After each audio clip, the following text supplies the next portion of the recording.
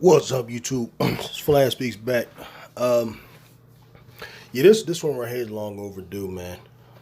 For just fishing the internet and listening to everything from national people and even some like lower level content creators.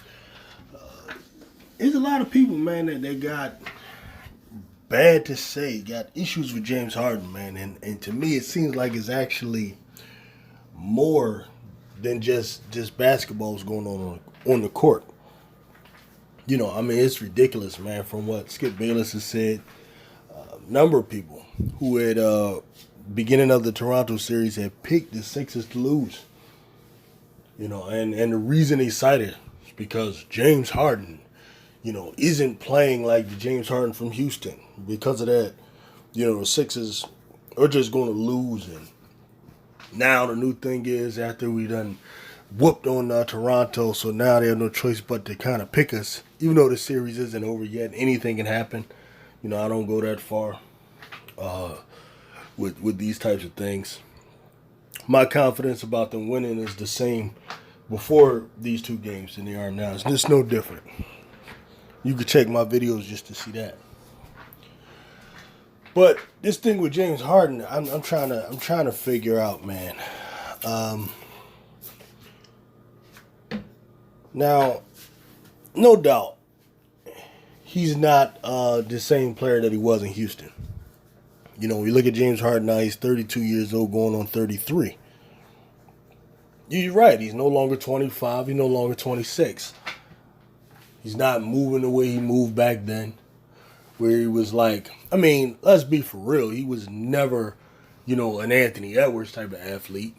He was never, Jordan or Kobe athletic-wise.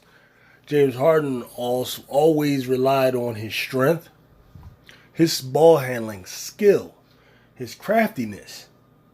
He's never like an uber athlete, though he could rise up and dunk on people and things like that, and it appears that that's not part of his game right now. So the question for most of us is it injury related in terms of has he not fully recovered from the hamstring situation?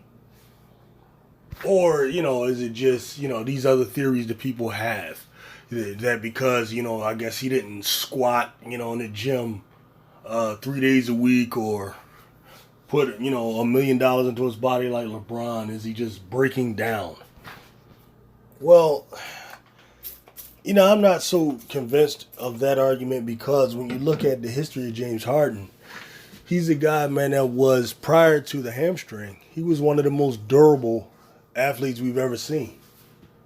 Iron Man almost, And typically when guys break down, the way people are, opining or saying that he broke down is generally because of an accumulation of injuries that had happened over time. Like with Allen Iverson, for example, his breaking down was as a result of just falling all the time, hitting the floor and accumulating that sort of thing, which led to him, not having a career that was the length of, say, a Kobe Bryant's or whatever.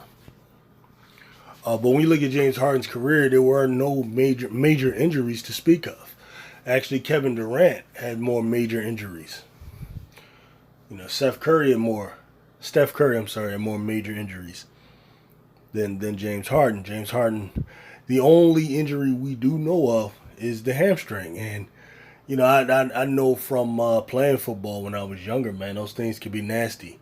And looking at the career of football players, like Sidney Jones, for example, is one of the players I can think of who was a great college player, cornerback, who was drafted by the Philadelphia Eagles. He was considered the best or second best cornerback coming out of college, along with Marshawn Lattimore.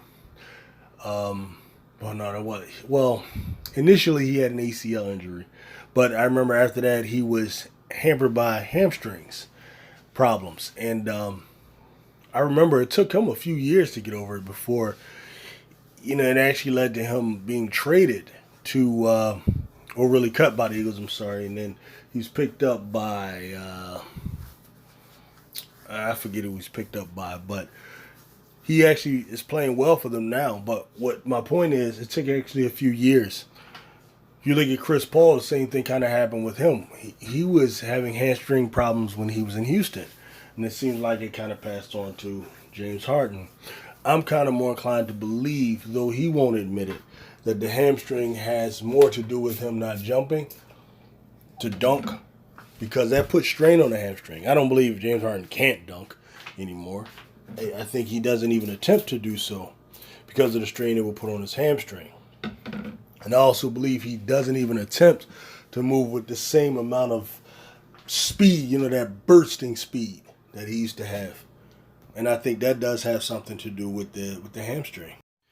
And if this is the case, it's important for the Sixers to know that, to fully, examine him, see what's really going on with him, and take that into consideration when they decide whether or not they're going to give him that extension or not. That's important for them to do that because it's a business decision. It's nothing personal. All right, now, that's when we're talking about that part of it. Now, there's other parts of it, his game. No doubt his shooting percentage is down, especially, the three-point shot. Is it concerning? Yeah. Is it majorly concerning? Not for me yet. It really isn't. I think the legs do have something to do with the shot. But shooting to me is something, man, a person can go through that. They can struggle with that a little bit. Sometimes it's just mechanics, something they got to tweak here and there. But I just believe when the shot is needed, it'll come. I just do. That's the shooting. I'm telling you, it's not everything to me. What I would like to see Harden implement into his game, however, is more of a mid-range. That's the thing I would like for him to see him add to his game, similar to what Chris Paul does. Which brings us to the other part of it. The thing that blows my mind, man, with some of these people that talk about him, is people are acting like James Harden is just some shitty basketball player. Even one guy said, he sucks. Come on, man. That's when I go from respecting what you're saying to just thinking you're talking some old bullshit. James Harden doesn't suck. If James Harden sucks, then Chris Paul really sucks. Because one of the things that blows my mind is Chris Paul is out here praised, considered, a top point guard, if not the best point guard in the league, for averaging 14 points a night, and about 10 assists, almost 11 assists, 10.8 I believe, or 10.7. And he just gets no rebounds, of course, because of his size. However, James Harden is just completely shitted on for averaging 22 points, 10 assists, and getting you 7 or 8 rebounds a night. Now, I'm just I need y'all to make it make sense. Why do people believe that the Phoenix Suns can win a title with Chris Paul averaging 14 points? However, James Harden, for them to win a title, he got to average 30. Make it make sense. And then I heard someone retort that, well, Phoenix has Devin Booker. And I'm like, so what? The Sixers have Joel Embiid, who's averaging more than Devin Booker. And the two guard that's next to James Harden, Tyrese Maxey, ain't no chopped liver himself either. He gets you 17 a night during the regular season, and so far in the playoffs, he first scores 38, then he scores 23. So that means he's averaging close to 30 points. Or something or other, right? Will he keep that up? Probably not, but I think it's safe to say Tyrese Maxey can get you close to 20 a night. I think it's safe to assume that. If he gets more shots, when you look at his efficiency numbers and you look at his percentages from the 2 and from the 3 and his ability to get to the hole, when you factor that in, there's no reason to believe he can't get you 20. But some people want to believe somehow he's just going to fall off. I've heard, I don't buy it with the Maxey thing. Whatever, I don't really care what you buy. The facts are with James Harden is that, number one, by the numbers, he's one of the best point guards in the league. And I would venture to say a top 3 point guard in the league. In terms of facilitator, his assist numbers are telling you that. Then when you factor in, the rebounds and points he gives you, there is no point guard I would take over him right now. I mean, unless you're talking about one of the scoring guys like, Steph Curry, some, obvious guys like that. All right. Chris Paul's not better than him. The only thing Chris Paul does is he implements he has a little bit higher IQ, of course, because he played point guard longer, and he has a mid-range game. But if you still look at it by the numbers, Chris Paul is giving you less points. Right? And then I don't care what anybody says. From 1 to 5, I'll take the Sixers starting 5 over Phoenix's starting 5. I just would. I'll take Embiid, Maxey, Harris over, and Thibault over, Bridges and Jay Crowder and Booker and DeAndre Ayton. Though I think their starting 5 is good. Starting 5, I'll take the Sixers starting 5 over that. It's when the bench comes into play that Phoenix really is better. Sixers don't have a guy on the level of a Cameron Johnson and Payne and those guys. All right, but we're talking about starting 5. I'll take the Sixers guys, and then what Harden is not asked to come the hell in here and just do what he did in Houston. He doesn't have PJ Tuckers and Aaron Gordons and these little guys around him that are there just to shoot threes. No, he has a center who should be MVP of the league, who he's working with, and he has 40% 3-point shooters in Tyrese Maxey, a legit 3-level scorer in Tobias Harris, as well as what the heck am I missing out on my own damn team? All right, but guys he can work with. All right, don't make sense, man, that you think it's okay for CP3 to average 14 and 10 assists, then he's great, this and that. But because Harden used to average 36, him averaging 20 is a problem. Just make it make sense to me. That's all. And we can talk about efficiency. Okay, that's all right. That's something, man, that to me is not an ongoing problem. I'm not worried about that, man. I'm really not, because his main job is to facilitate, control the offense, control the pace of the game. These are the things that the Sixers want for James Harden. They don't want him coming in here dribble, jacking up threes. As if he, and a lot of these guys, I got this feeling they want Harden to play that way so you can criticize him, right? They mad that he's playing the way he's playing, and the Sixers are winning by 15 and 20 against Toronto. And please don't give me Miami and all of that. Listen, I don't count chickens before they hatched, all right? But assuming, we win, everything goes the way it is, and Miami wins, man, I'm not afraid of the Miami Heat, bro. I'm not, man. I don't get it. What do you think? What, Jimmy Butler's just going to lock him up, or what? What is it, P.J. Tucker? People are saying, well, P.J. Tucker knows Harden, and what? And yeah, and on the flip side, Harden knows P.J. Tucker. Like, what are you saying? Like, that was his little young ball, his understudy ball. And I'm not saying young ball in terms of age. I mean, just in terms of status on the team. It's like, let's be for real, man. I'm not worried about Miami. Who do they have to match up with Embiid? Bam Adebayo, 6'8", LeBron James size, if that. Come on, man, stop it. It's common sense. Then the next thing with Harden, if he doesn't get a bunch of free throws, he doesn't score. Come on, man. If you want to go that route, then don't ever bring up Michael Jordan, man, as the greatest scorer. All right, Michael Jordan, we agree, is the greatest scorer we've seen. Michael Jordan used to average 8.7 free throws a game.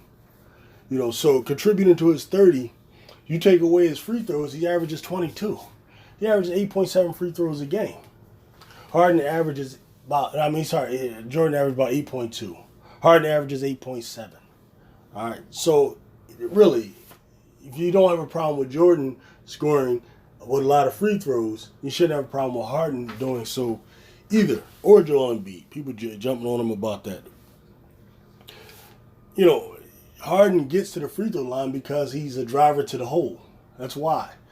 Now, I don't agree with those stupid joints that he used to get from, the step back threes and people jumping and all of that. I'm glad they got rid of that one.